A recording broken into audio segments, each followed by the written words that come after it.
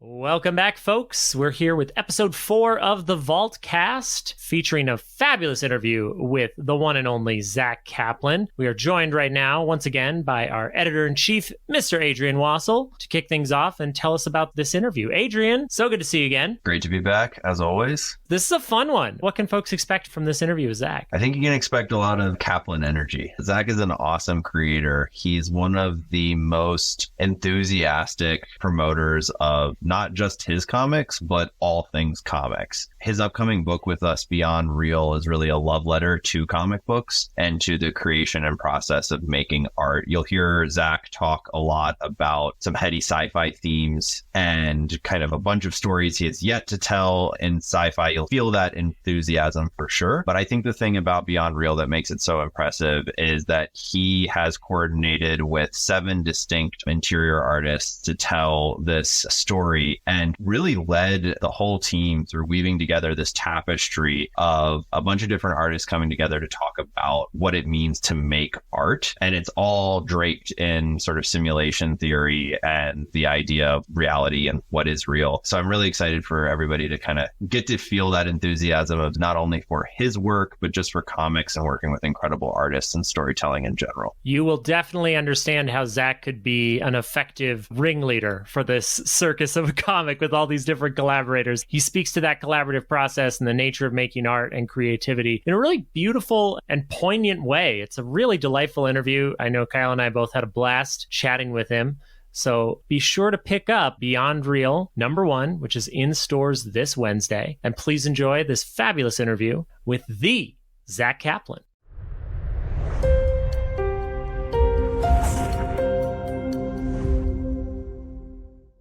Welcome back, folks. We are so pleased to be joined by the Mr. Zack Kaplan. Zack, so good to see you. Good to see you, Dan. Good to see you, Kyle. Hello, everyone. Thank you for joining us here on episode 4 of the Vault Cast. Obviously, we only have the best, most interesting people on this show, so congratulations on getting into this elite club. But in addition to just being a tremendous writer of fabulous science fiction comics, you got a new book coming out with Vault. But before we dive into all that, Zack, who are you? And how did you get involved with comics? Just a man with a dream. What an existential question. I like existential questions, not directed at me. I'm a Midwestern kid who always kind of dreamed big and enjoyed science fiction and big imaginative worlds. And now I found myself writing comics and getting to create some of those great worlds and having the time of my life doing it. I didn't know I was going to go into comics. I fell into it. I wanted to do one, not knowing what I was getting into.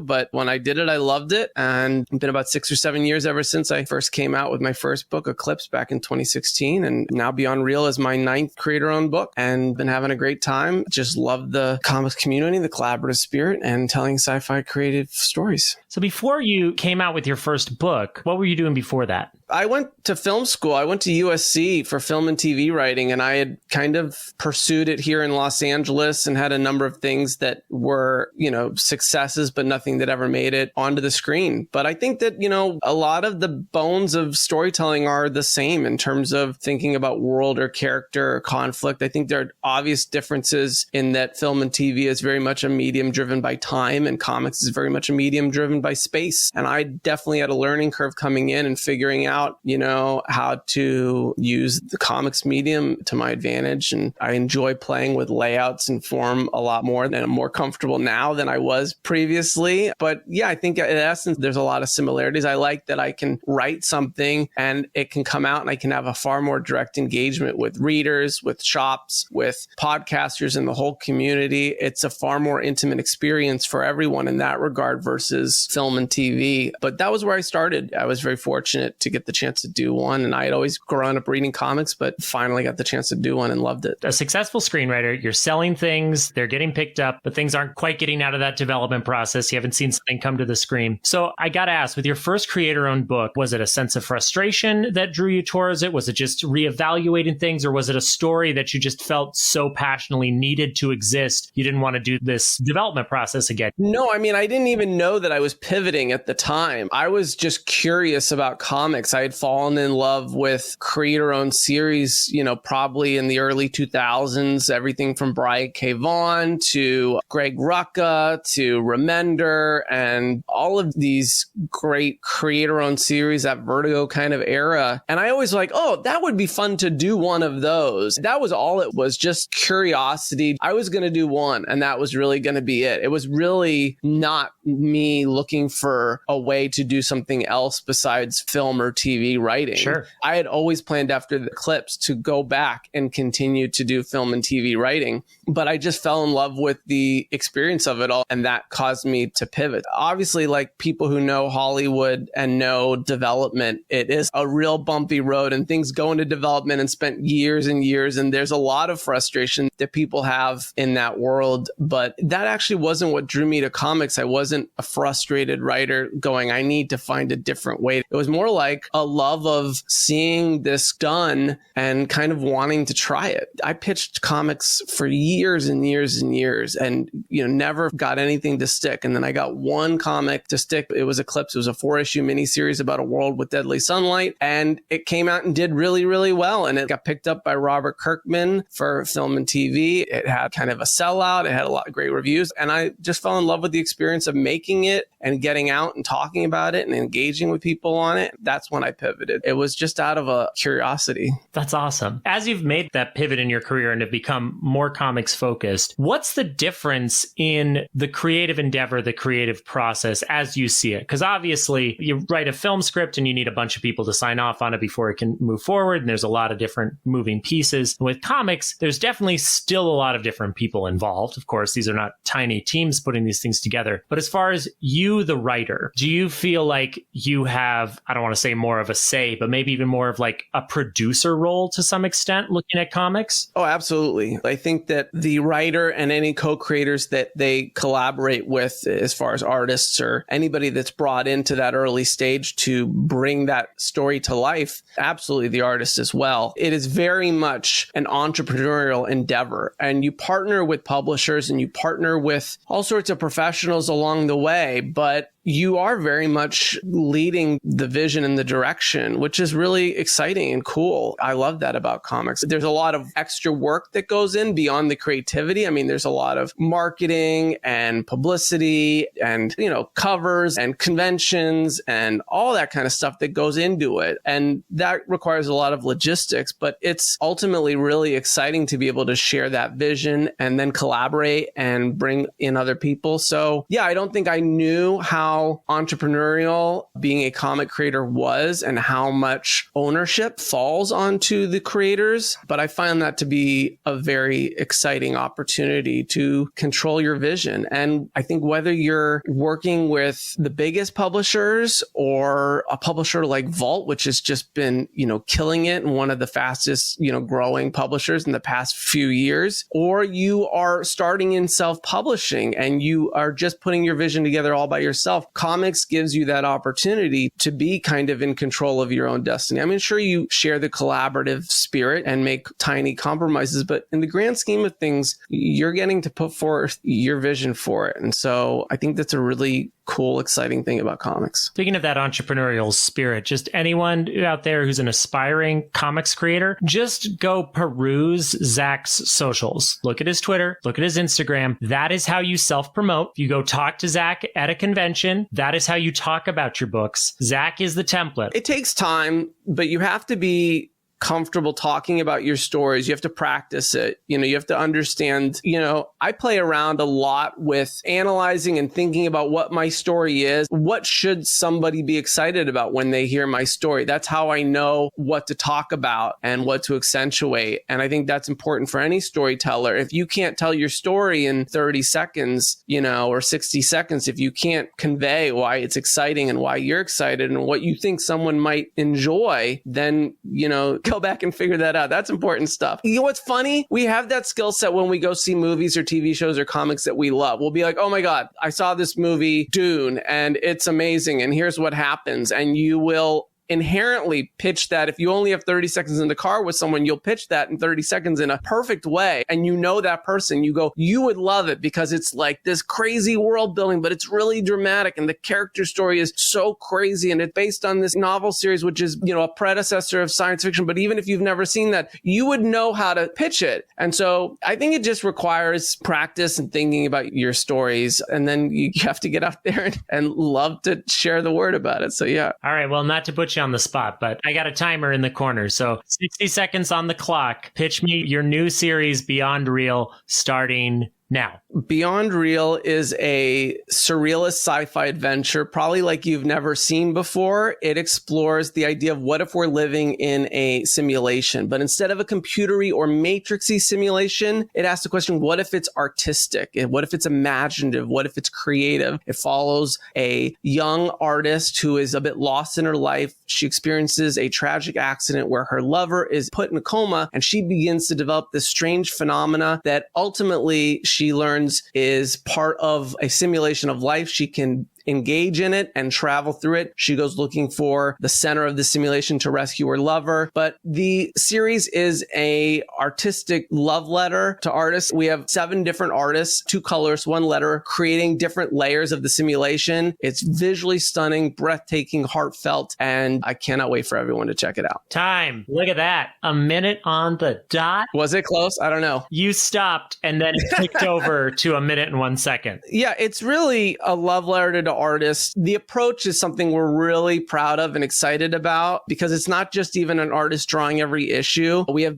different artists kind of handing off the vision and kind of building this series together. And it's just been an incredible thing to witness come together. It was a very ambitious project to assemble and produce, but everyone's kind of poured their hearts into it. And I really think that anyone out there who has an interest in comics, not just dare to ask kind of provocative questions, but dare to kind of play with the medium and the form and certainly dazzle you with incredible artwork, will love the series. Oh, absolutely. I think instead of a relay race where just one artist is taking over, say, issue to issue, it's like a barn raising. Everybody's got their hands on this thing and is building the house together. And it's such a joy to see the sort of the play, like people really trying different things. I mean, there's definitely panels and pages and layout, like J.H. Williams III reminiscent, like with all the different ways that people are playing on the page. I mean, talk about a murderer's row of artists. The list of Beyond Real artists: Fabiana Mascolo, Jordi Belair, Tony Fazzula, Vincenzo Riccardi, Jorge Corona, Matteo Iacono, Dennis Menhir, Liana Kangas, Luana Vecchio, and our single letter across the whole series is Hassan Otsmane Elhau. You may not recognize all of these names, but the thing that's really cool is if you look them up, you will recognize their art almost instantly because each of these artists have such distinct, vivid styles. There are very few other artists that could have done the part of the story that they're doing. So that's kind of the idea, is that we've really gone out of our way to bring on artists that bring such a unique voice to their art. So not only are there just so many amazing spreads and layouts and designs and artwork in this series, but that it's all special. What is it like working with a team that large? Like when you're working with more of a single artist, you kind of develop a shorthand. You've got, oh, I know that if I put this in the script, they're going to know what I mean. What's it like when you have this many people with their fingerprints on it? It's hard. And I have to shout out to Adrian Wassel for buying into this crazy idea of doing this series in this way and having the willingness to be ambitious and take this risk. And then Vault's managing editor, Dershing Helmer, who I believe Beyond Real was one of Dershing's first projects that she took on. And the logistical aspects that go on in terms of having artists hand off different designs, it's not linear. You have artists who are doing stuff in issue 3, but artists in issue 1 needs to see what they're doing so that they can draw it. It was definitely a lot to juggle, and Dershing deserves so much credit for this series coming together. I'm so grateful for both of them on this series. But while it's a lot of work, no doubt, it is so exciting and so inspiring to have different artists working in this way because they're each raising the bar and kind of pushing each other creatively. And I really think it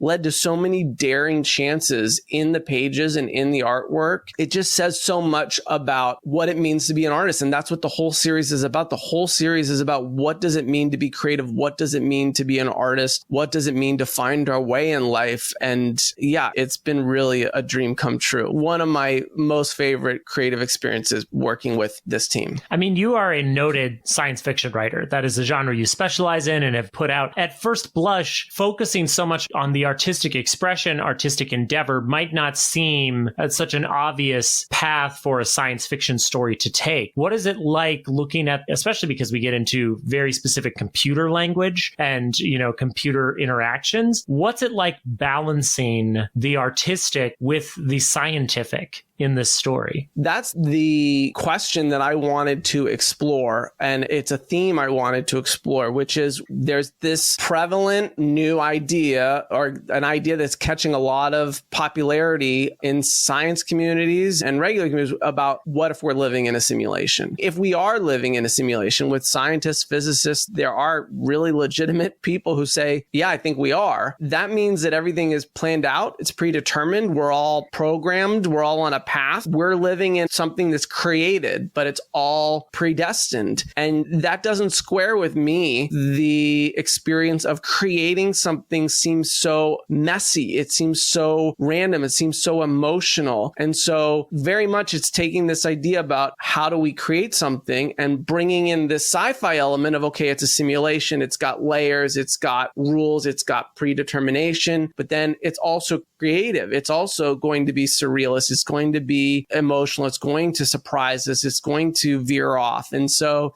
yeah, I think that was kind of the thematic guts that I was really dying to explore. And then from a narrative standpoint, it's all about pouring that into the artwork and giving the artists an opportunity to play with form and play with what they're doing. And so there is this real ongoing question as people read Beyond Real, which is, what do you believe? Do you believe that life is predetermined, or do you believe that we create our own path? Interesting. If you look at the stories that you've written in the past, and this story especially, sci-fi conceits you use so effectively to talk about a broader theme, to explore characters very specifically. What is it about sci-fi that attracts you versus, say, horror, fantasy, or something, or other genres, as a means to have these deeper conversations about art, about meaning? What is it that sci-fi allows you to do as a writer? I think that's what great sci-fi does, is it poses us with a world that does not seem like our own in many ways, whether it's robots or aliens or futuristic things. And we're immediately met with some sort of spectacle of what if possibility. But then we cannot help but find our own humanity and questions about it in that struggle, which the truth is that no matter what sci-fi landscape you take, we'll always be human and we'll always be facing the same types of questions and the same types of emotions and struggles and dilemmas and problems. So I think it's really interesting to explore our own nature and the world we currently live in. The world seems to have gone mad in a lot of ways. The world seems to be changing faster than ever. And so I find it very engrossing to kind of ask deeper questions about where we are in the story of humanity, and are we changing, and how are we supposed to answer this moment in time, and how are we supposed to stay connected to one another, and all these kinds of more thought-provoking questions. My favorite kinds of stories are those where I get to come out thinking. And so that's my hope, is that I can write stories that people come out thinking about. Kyle, this is your last chance. After this, there's no turning back. You take the blue Warhead Extreme, and the story ends. You wake up in your bed and you believe whatever you want to believe. But you take the red Warhead Extreme, and you stay in this conversation about Beyond Real. And Zach and I show you just how deep the rabbit hole goes. What happens if I eat both of them? Oh, then I guess I'll give you a discount for Zach's other book with us, Mindset.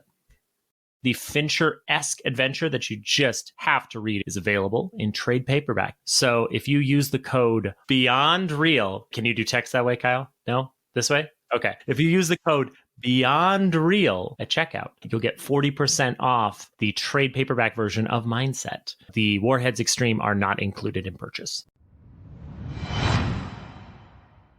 What were some of the early writers or stories that had an impact on you gaining this appreciation for sci-fi and seeing it as this means to dissecting humanity and, really looking at the human experience? What were some of those early stories that really made you go, oh, wow, I see what they're doing here? Yeah, I think all the classic sci-fi stuff, whether it was Blade Runner or Logan's Run 2001, Soylent Green, all that kind of stuff. Back when I was centered on film a bit more, I started in more Spielbergian sci-fi adventure stuff, but then evolving into more aliens, more of the sci-fi that poses those kinds of questions. I mean, there's still modern day new ones that still continue to amaze me, whether it's Arrival or Annihilation like that. But starting out, I think it was 70s, 80s sci-fi films that were doing that sort of thing. I mean, sci-fi in the 50s and 60s was predominantly B-movie stuff. It wasn't until the late 70s and early 80s that I think sci-fi really started to, at least in film and TV. People kind of look at, I think, Lost in Space and The Twilight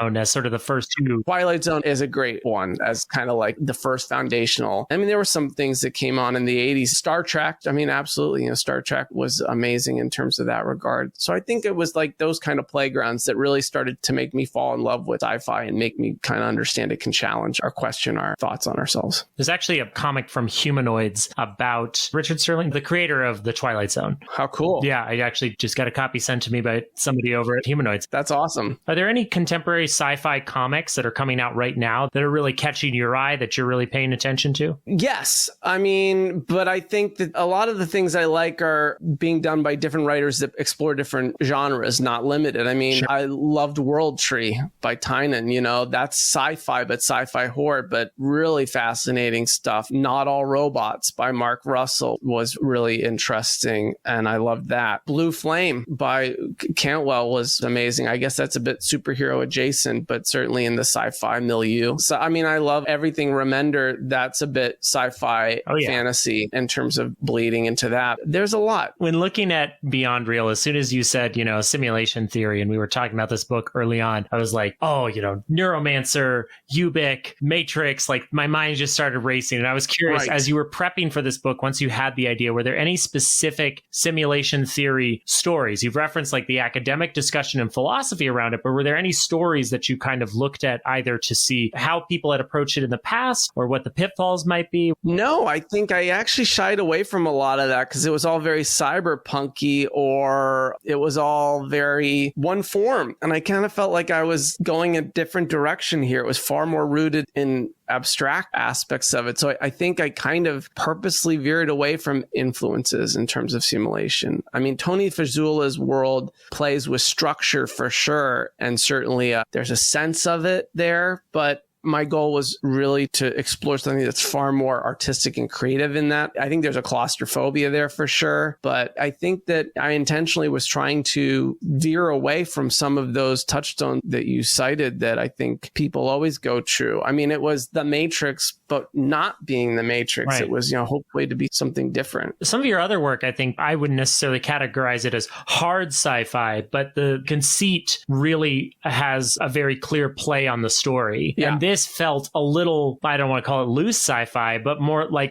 really just like a framing device to have this conversation around, and less something for you to obsess over the rules in the background, getting people to think about how they would game this system or something. Totally. It is looser. And I think someone who reads something like Port of Earth or Metal Society, which seems far more sci-fi, is going to find there's a sci-fi idea about, okay, what if we're living in a simulation? But then the world that we're creating in that sci-fi simulation is far more surrealist and not hard sci-fi. But the themes are hard sci-fi. The theme is, are we predetermined or not? If you're in a simulation, are you code or are you choice? And that's a sci-fi idea, but it's being explored in a creative way. And I thought that was actually better suited for the comics medium. I thought that was better lent itself for having comic artists tell this story. So it's far more interesting to be leaning into these art styles and having it be more artistic in that regard. So I tried to get away from a lot of that classic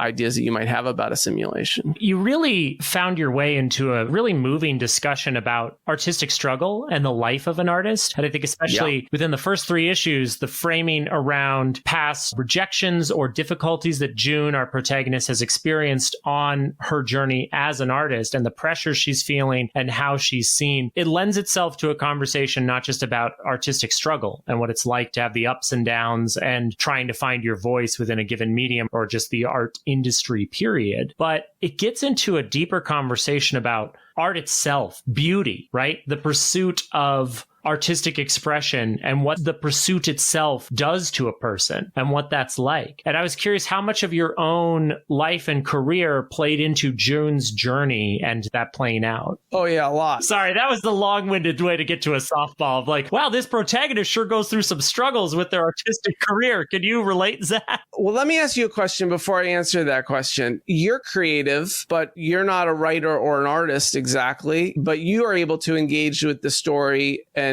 terms of a creative experience, right? Yeah, my background is in theater and I've been a playwright for a long time and I've put on a lot of shows and stuff. So like I immediately resonated. So it's absolutely what does it mean to be an artist and what does it mean to be a creative? And June is exploring very common questions that artists and creative face, which is like, how do I find my voice? Do I sell out or do I have my own style? And, do I break everything to create something new? Like there's all these kind of questions. So it's definitely, if you are a creative, you will love that narrative. But I can't help but wonder and hope, and I'm curious to hear back from people when they read it, if some of these questions are actually indicative of the lawyer who isn't sure if they should join the big firm or go out on their own, or, anybody who is facing these questions of should I go the determined route or should I find my own path? I think everybody goes through life kind of wondering, when am I supposed to follow the rules and when am I supposed to break? And when I feel lost, is that when I actually find my way? Everyone's telling me I'm failing, but then I might actually succeed. And so I feel like there's a lot more than just a creative pursuit that maybe this story echoes. And so I'm curious to see if it works on broader layers and if people will come back and say, oh yeah, I'm not a creative person at all. But the question of if we're living in a simulation, how am I supposed to make these choices as I face a predetermined path or as I face a path where I might have my own control over it? It stems from my own questions about being a creative, but I'm hoping it's universal. You absolutely hit the nail on the head in that everyone's life is full of choices. It doesn't matter if you consider yourself a creative or not. You have to decide. I think the big firm or,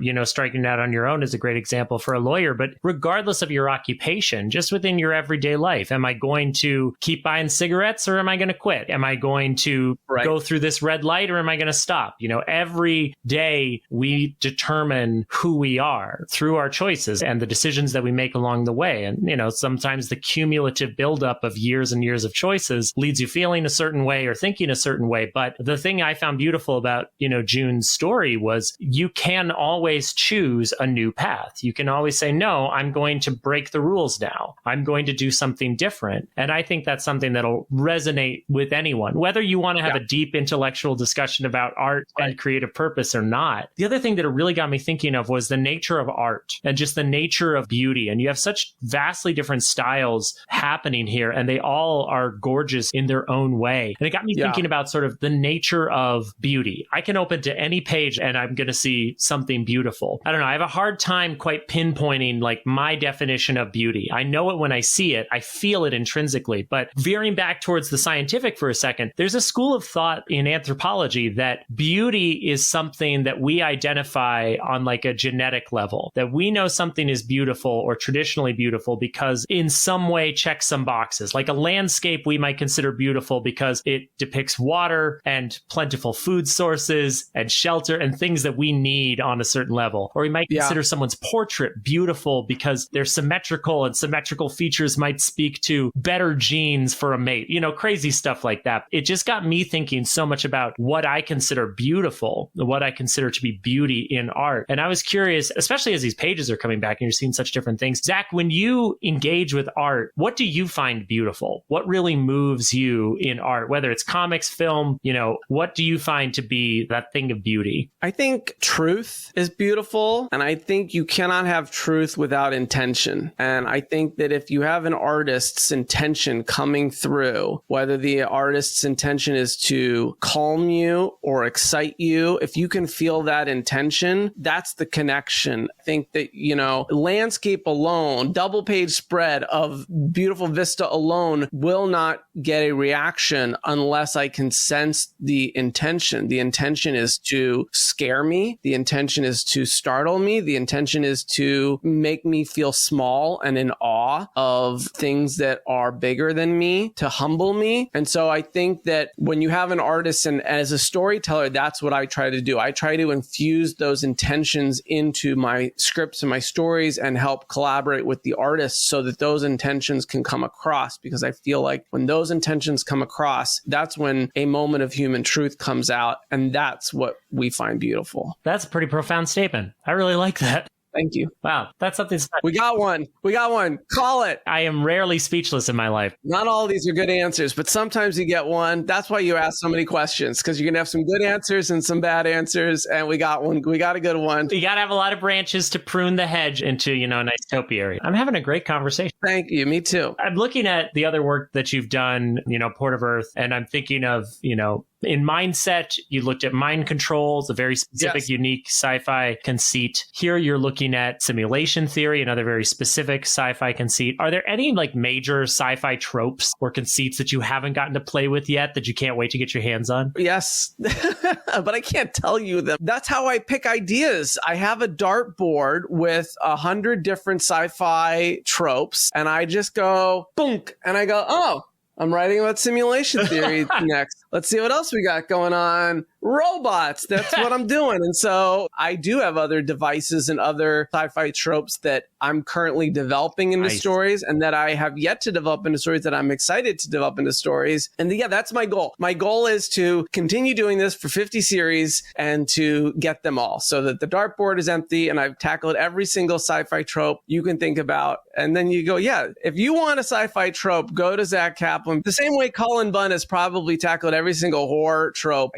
although yet he continues to come up with new ones. I like that, Zack, especially with multiple series going on and multiple publishers. I like styling yourself as the Cullen Bunn of sci-fi. That's good branding. You should lean into that. If I do it right, Dan, in 20 years, I'll just be the Zack Kaplan of sci-fi. I won't be the Cullen Bunn of sci-fi, or he can be the Zack Kaplan of horror. There you go. He's got a very successful, amazing, long career of doing this, and I feel very new still by comparison. So I happily take that pedigree for sure. Well, if there's one thing I know about you, it's that you research, and I know you researched some of the theory around this. So in your research, are you convinced, Zack? Are we living in a simulation? No, I'm not convinced, but the research is pretty interesting. I mean, Neil deGrasse Tyson does a really good breakdown of it. There's several others that do, but the basic premise is our technology continues to get better, and you can put on virtual reality every 3 years and it gets more and more lifelike. So why would we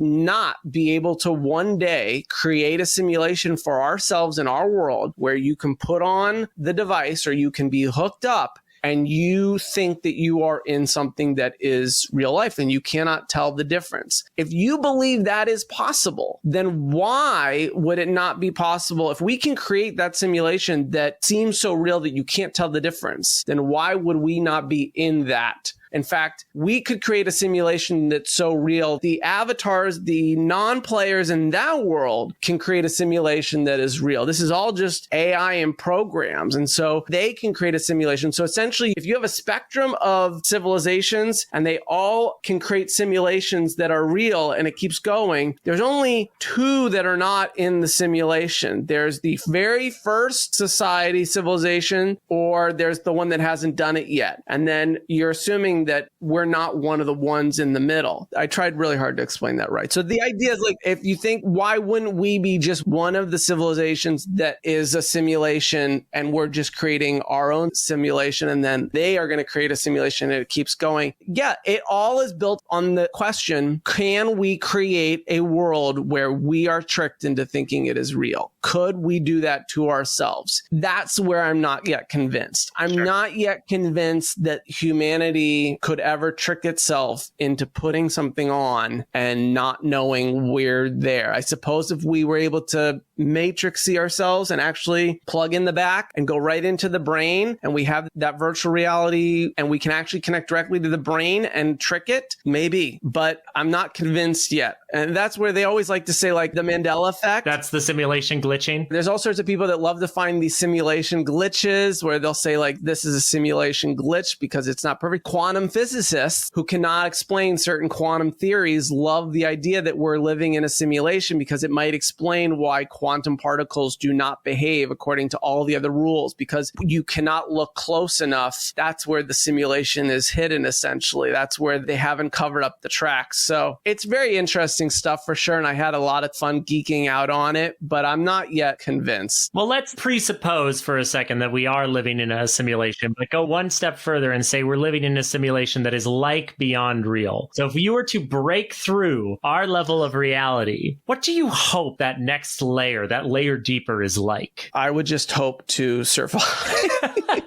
I think it can be a very potentially scary experience. I think despite the horrors and anguish of our own simulation, I worry more about the unknown than the known. And so I would only hope that we're given the opportunity to retain our own humanity and not be transformed into something lesser than. That would be my only hope, that I don't come out as some sort of Gorgon or some sort of robot or something, that I'm lesser, like, I'm a robot. This sucks. I had my money on pod people with the Matrix plug. That is the greatest fear in the Matrix. I forget that actor's name, but he's the one that comes out and says, why the hell would I want to be living out here? This place sucks. Put me back in with the great food and the fine alcohol. I want to be back in there.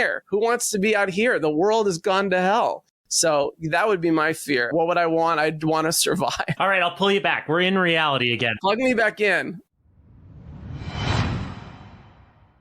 Hello, everyone. It's Kyle, producer of the Vaultcast. I'd like to take a moment to thank you all for listening. Thank you.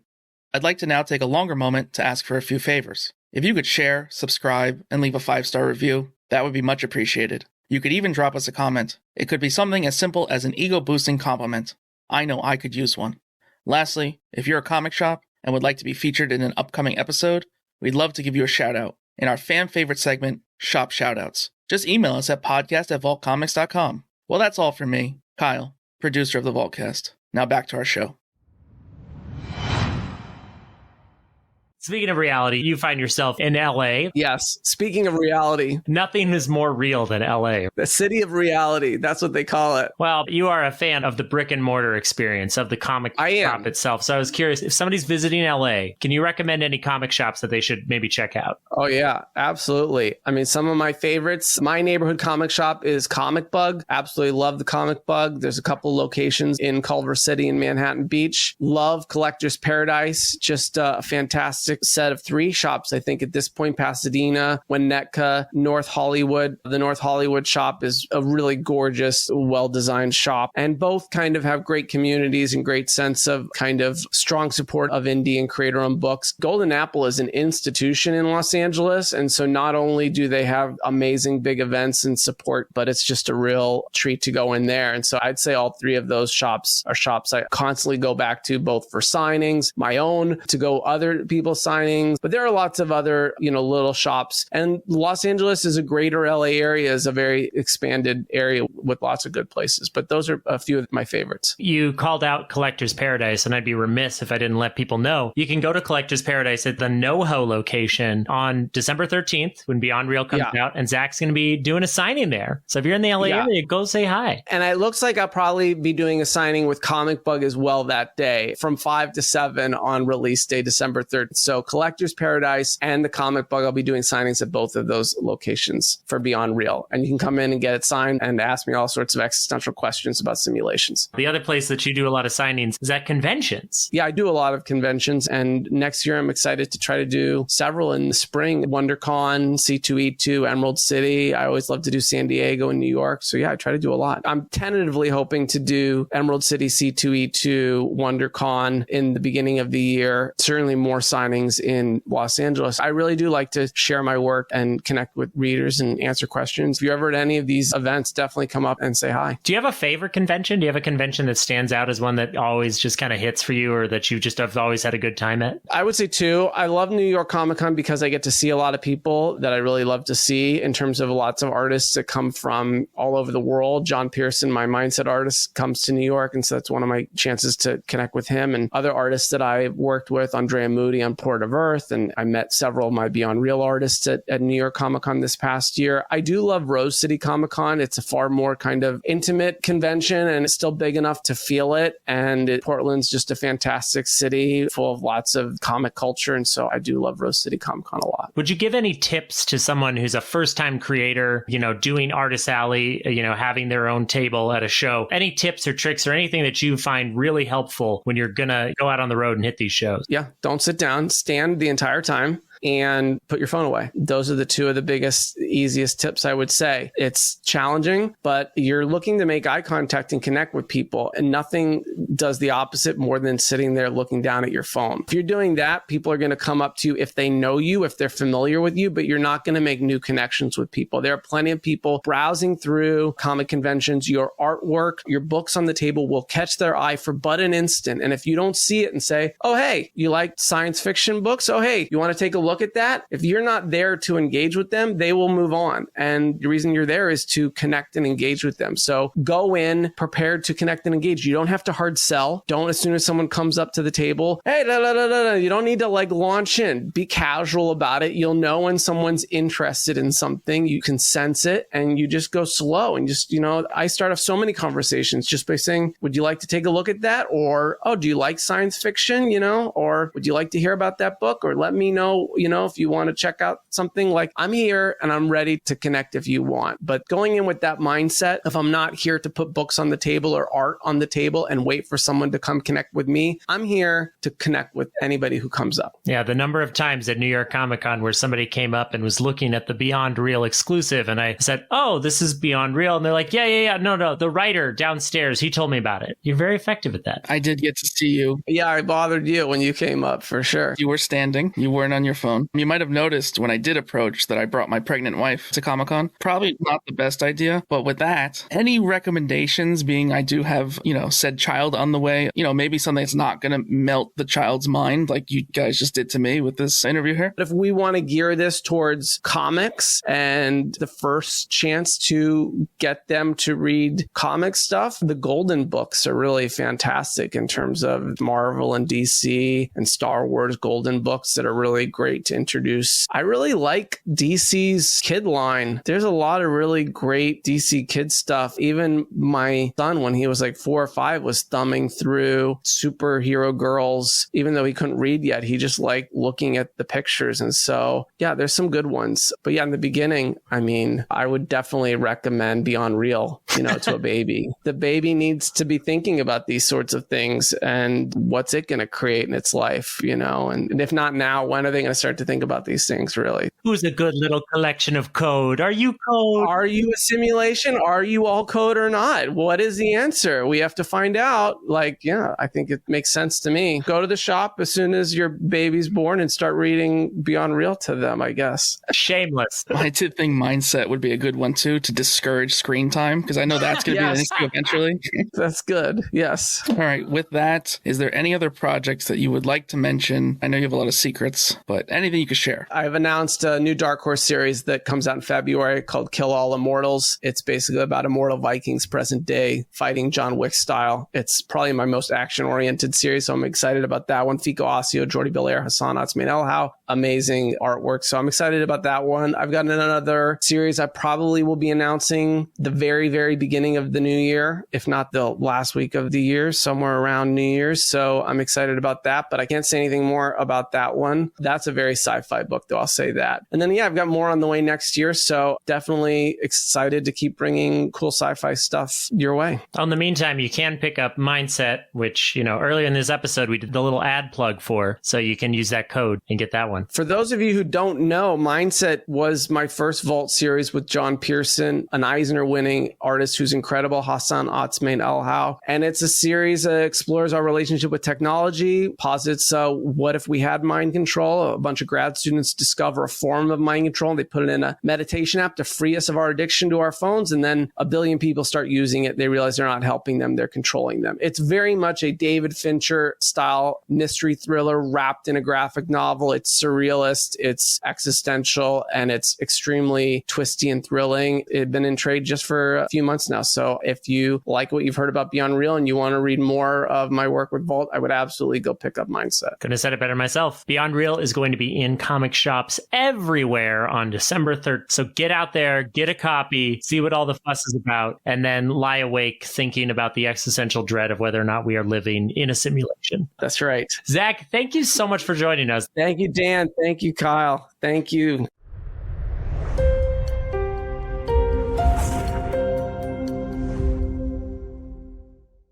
Well, Kyle, I don't know about you, but I've begun to question the nature of reality. My head hurts. Yeah, I'm right there with you, buddy. It's always a joy talking to Zach, although sometimes it does leave me in a philosophical quandary that I rather wish I wasn't in. But that's our show. The Vaultcast, as always, is produced by the exquisite Kyle Foucher. Social media support by Britta Bischer. Our logo was designed by the incredible Tim Daniels. The Vaultcast is a copyrighted production of Vault Comics. Copyright 2023. All rights reserved. Every last one of them. We'll see you next time for a holiday special.